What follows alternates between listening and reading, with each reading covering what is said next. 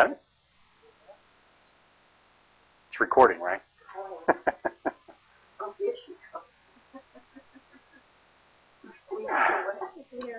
All right. How would anybody feel about playing a hand of poker with me, but the winner gets to pick the cards, and I get the first chance?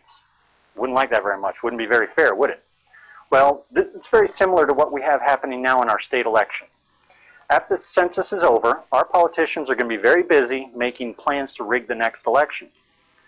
Rather than voters choosing their representatives, the representatives are going to choose their voters. In fact, in the last 420 elections, there's only been 3 incumbents defeated. That's according to Fair Districts Florida organization. This type of manipulation discredits your vote at the ballot box and fools you to think that you really have a voting choice. The term used for this is called gerrymandering, and it shows no signs of even slowing down. Despite Florida's Democratic tilt, there's not a single Republican incumbent that lost. Republicans held more than 60% of legislative seats, but only had 39% of the registered voters. And that's according to the St. Petersburg Times editorial. We, the people, have to create the rules for district mapping. Situation's getting out of control, lawmakers aren't willing to do it, and the courts don't even want to deal with it. So you're wondering, how the heck did this happen? How can we change it? Well, I'm going to tell you. Basically, it's been part of our America for almost the beginning, starting with the Constitution's Article 1, Section 2 mandate that says we're supposed to have a census and we're supposed to adjust the seats of the House of Congress based on that census to account for shifts in the population. Then came Apportionment Act of 1929, and it capped the seats to 435. Otherwise, we'd have too many politicians. We've got enough already. Well, that was at a federal level, and they were supposed to oblige the states to do the same, but nobody ever did it. As a result, we have some districts that are 100 times more than other districts, and that's according to the author, Robert DeClerico. Before 1966, California, for example, had 1,432% difference between the largest district and the smallest district, and that's according to the author, Richard Hasen. The name gerrymandering basically comes from a Massachusetts governor who drew up this weird district, looked like modern art, just like the ones we have now. He was the one that thought it all up, and it was so weird that an editor took a look at it. It looked like a salamander, and he called it gerrymandering, and the name stuck. Why should we care about it? Political boundaries don't represent the people anymore. They no longer reflect the interests of a group of citizens that share the same schools, community center, or road system. It has poisoned our politics, has turned our politics into a winner-takes-all fight that rewards party allegiance and maintains a grip on power.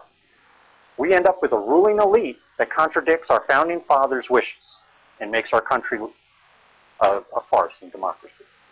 It's the reason why our politicians remain on party lines and won't cooperate, making democracy in shambles. It hurts us as voters.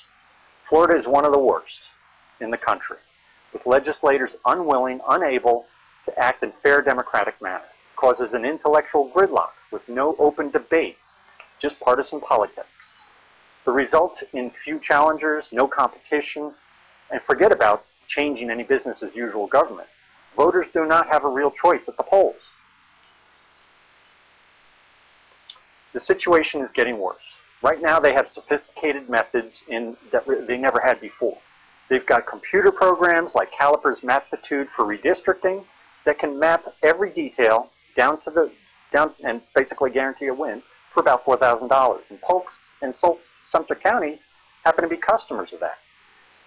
There are also consultants and redistricting experts, and it's become big business. There's Magellan Strategies, Applied Mapping Inc., and others. They charge $40,000 to $60,000 up front, $250 an hour, and they will guarantee you a win in the election.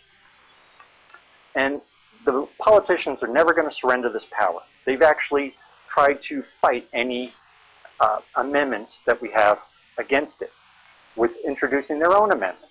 They have a poison pill amendment that's going to come out on the ballot this fall that's basically going to nullify other amendments trying to fight them. They claim that it's going to help minority access. using political districts. However, this contradicts the NAACP, and also federal law already does this.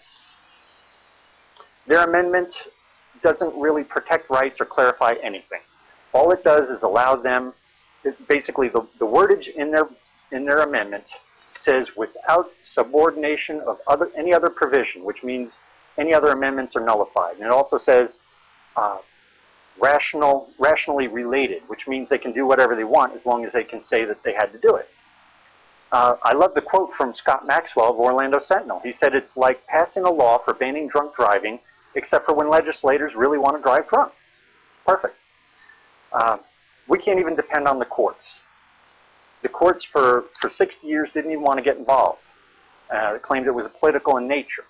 Then came the civil rights, and they had to get involved, especially in 1962 when there was a case against the 14th Amendment.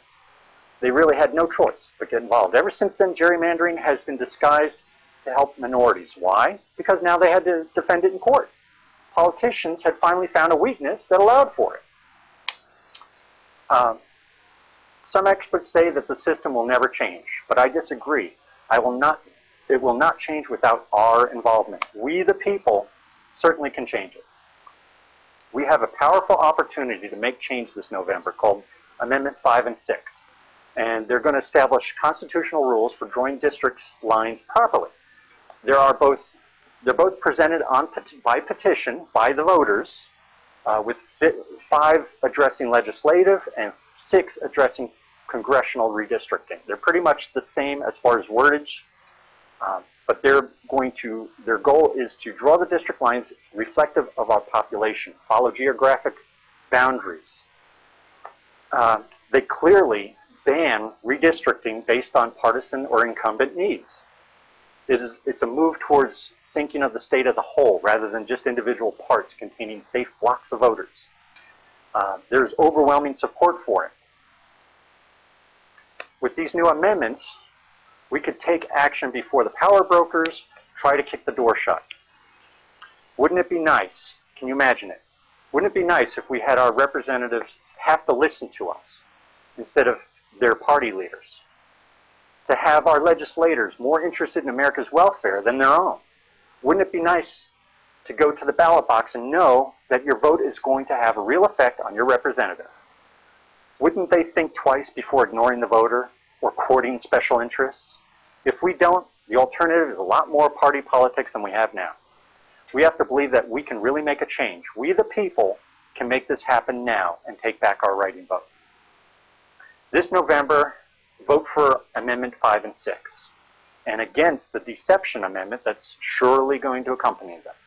The amendments require 60% of the voter approval, so it's real important that we support them. And now is the time to act because the next reapportionment is going to occur in 2012. So we have opponents that are really serious about keeping things the way they are. Help get rid of the Incumbent Protection Act that we now have in our legislature. Spread the word, tell everybody you know, make them aware of this.